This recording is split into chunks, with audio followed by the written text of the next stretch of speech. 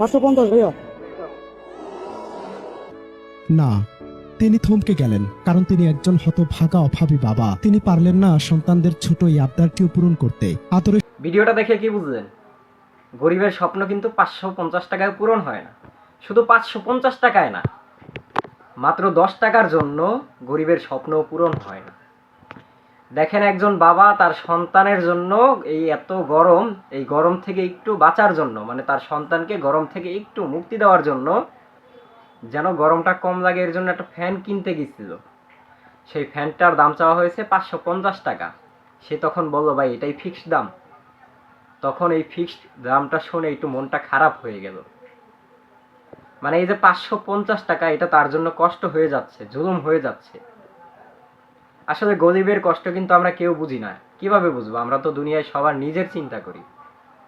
এই দুনিয়ায় বর্তমান যুগে কারো চিন্তা কারো করার সময় নাই, কারো চিন্তা কারো ভাবারও সময় নাই। যাই হোক, দুনিয়ায় যেহেতু আসছে, সবার নিজেরটা নিজেরই করে নিতে হবে। কিন্তু এটা দেখে খারাপ লাগলো যে গরিবের স্বপ্ন আসলে 550 টাকায় পূরণ হয় না। কিন্তু তারপর আমি যে বললাম 550 টাকা জিনিসটা চাইছে, এমনও যদি হইতো তার কাছে 540 টাকা আছে, তাতেও জিনিসটা পূরণ নাও হইতে পারতো এরকম। তো এরকম হাজারো গরিবের স্বপ্ন অপূর্ণতা থেকে যায়, তাদের স্বপ্ন পূরণ হয় না। এরকমের হাজারো গরিব মানুষ আছে আমাদের বাংলাদেশে, এই দুনিয়াতে। যাই হোক, আল্লাহর কাছে একটাই চাওয়া, যত গরিব আছে তাদেরকে যেন খুব সুন্দরভাবে আল্লাহ চলার মতো তৌফিক দান করুক।